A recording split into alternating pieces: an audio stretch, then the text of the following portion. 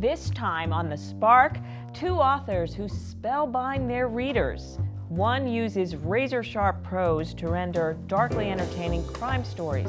The other dips into the afterlife to create a paranormal experience. Wallace Stroby is a Jersey guy's Jersey guy. He writes knife-edge suspense crime novels that keep his readers guessing to the finish. First, there was Harry Rain, a retired New Jersey State Trooper, armed and conscientious. We met him in Mr. Stroby's first novel, The Barbed-Wire Kiss, and followed him to a second novel. Now there's Chrissa Stone, a female career criminal, also solidly morally centered, and heroine of Wallace Stroby's most recent novels. Wallace Stroby, welcome and thanks for being here. Thanks for having me. I'd like to begin, if I could, with the characters that you choose to focus on. It's interesting to me that you'll create a number of stories to place them in, but they seem to have certain things in common. But let me ask you, what compels you about Harry Rain, about Morgan, a character I didn't mention, and about Chrissa Stone? Well, different things, I think, for all the characters. With Harry, I really wanted to write about the New Jersey that I knew growing up at the shore. And, you know, they say you have your whole life to write your first novel, which is true, and then you have a year to write the second, is the second part of that. If you're lucky. Yeah. If you're lucky. But my first book was just trying to get everything in that I had been observing for years. And I was a huge crime fiction fan, so it made sense to put it into that structure. With the third novel, which was the first one without Harry, I was really interested in two aspects of it. One, I had spent at that point 10 years working at the Newark Star-Ledger, and I was interested in writing about Newark. And I was also interested in writing about a woman in a man's world. So in that book, I had a ailing, aging hitman from Newark who goes down to Florida and encounters the only female sheriff's deputy in this small Florida town. And the idea of making those worlds collide, I found that interesting, Jersey and rural Florida. So with each, there's like a different reason for each character and each place where they end up.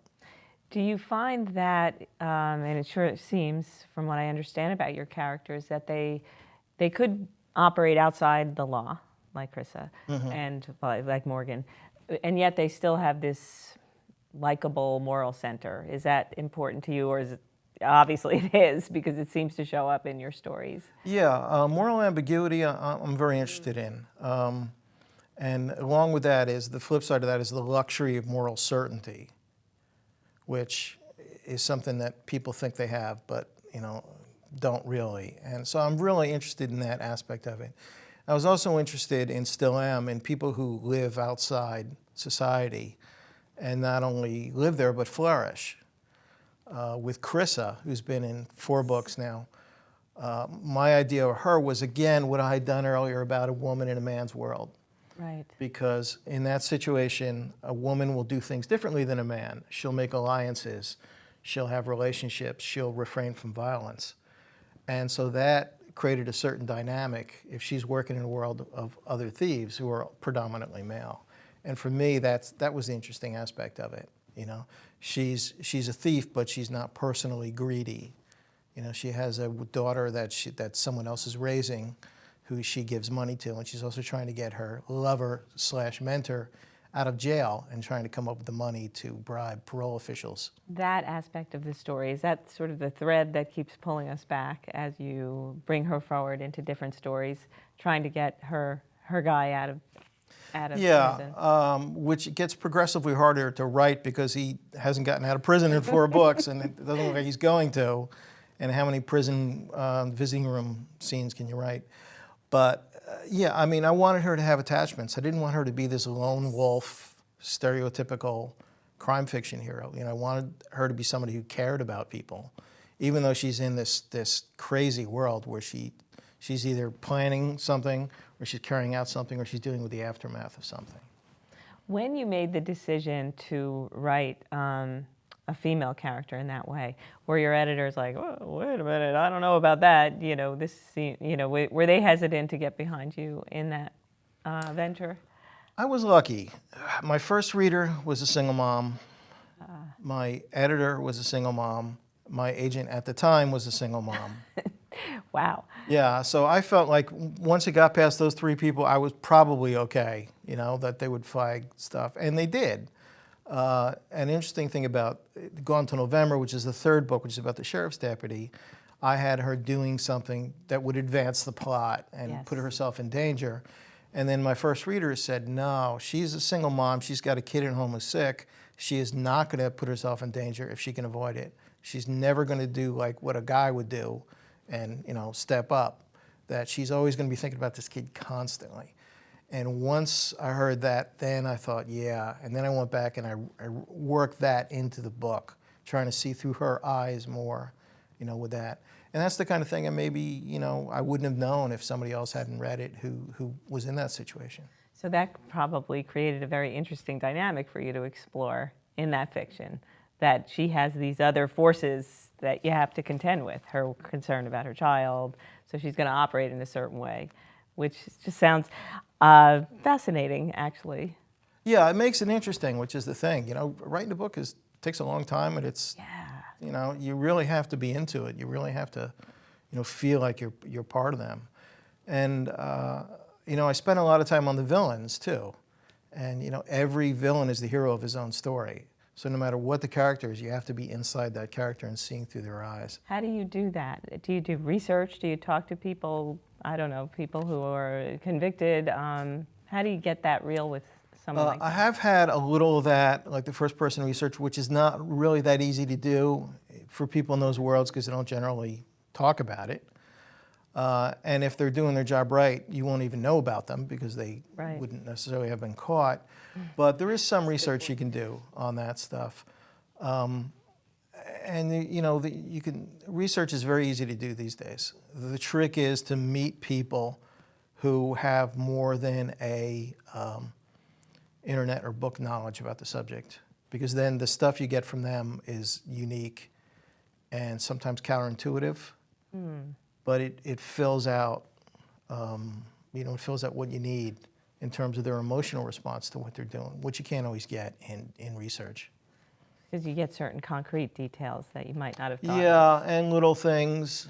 I met, through a mutual friend who was a reporter, I met a couple North Jersey mob guys once who were in their 70s. And one of them was just interested in, his son was a drama major and wanted to know if I could get him an agent. These people are, in some ways, are stereotypical, but in other ways, they're just people and they have families, and all these things factor into their lives as well. Absolutely. So your novels, as I mentioned, are very acclaimed. I mean, critics, rave about your work, and I wonder how is that for you as when you start a new novel? Is that like, are those words those are great words to have in the back of your mind, but is there a certain standard that you always feel like you have to live up to? No, pretty much terror is always the first couple months, because you don't know if it's going to, you're expending energy, but you don't know if it's going anywhere. You don't know if it's going to work. Reviews are nice because they can give you confidence sometimes, but they don't do anything for you besides that. So a lot of times it's kind of better not to respond to them. I have a friend who's who's doing very well now, and she says she never reads any of her reviews. Not quite sure I believe her totally, but I see her point, which is if it's good, it makes you feel good for like 15 minutes, and if it's bad, it makes you feel good for like 5 days. Bad for 5 days. A long time, yeah. Yeah, longer time anyway. So it's great to have people respond to it. That's the big thing, because then people are investing time and emotions into the work, and that's what you want. I mean, that's great. Yeah, absolutely. Well, judgment, even positive judgment, right, is sort of the enemy of the creative process in a lot of ways. When you're in the middle of it, yeah, it is, because it's a very fragile thing. And it's very easy to lose your confidence. People talk about the imposter syndrome, where you're always worried that somebody's going to find out you don't know what you're doing. And I think that is true of everybody. And, whether they're, whatever they're doing. And I'm sure Stephen King feels the same way sometimes when he gets up and he sits down at the desk. does he know what he's doing? And I think that's That's, he's the master, right? Yeah. In uh, certain so genre. I think that's just the nature of the beast. I think it's the nature of the beast for, I don't want to be too pretentious, but I think it's the nature of the beast for all art. If you're really overconfident, that's usually the beginning of a problem. Who were some of your inspirations when you mentioned when you were younger, growing up, that you really enjoyed crime fiction? Who did you read? Well, when I was a kid, up till my early teenage years, I read everything. I read horror, I read crime, I read science fiction, I read sports books, I read everything, like kids do. Yes. You just consume everything that you encounter. And then when I started reading crime fiction, specifically Dashiell Hammett, the books of Yes. Dashiell Hammett, especially his book The Glass Key, which I think is his masterpiece, that seemed like a world that I knew, and it seemed to be dealing with problems of a world that I knew. And The Glass Key is a perfect example because it's about betrayal, it's about male friendship, it's about how women come in between male friends. It's about how men outgrow friendships with other men. There was a lot to it that I recognized. And then I got into other people. I started reading like John D. MacDonald and his Travis McGee books, which are very much about what it means to be a man. And then people like Lawrence Block and Donald Westlake. And then later on, in the 80s and 90s, there was a real renaissance of crime fiction. First with Elmer Leonard in the 80s. Although he'd written in the 70s, he really hit it in the 80s. And people like James Lee Burke and Michael Connelly, all those people started around like 1990. Well, the James Lee Burke had books previous, but he really And did his you stride. felt a certain, and I'll use the word spark, when you read that material that made you want to do the same thing, right? Those kinds of stories. Yeah, I think what you write about chooses you more than you choose it, I think. I have tried to write in other genres a little bit, but I never felt the connection that I did when I was writing crime novels.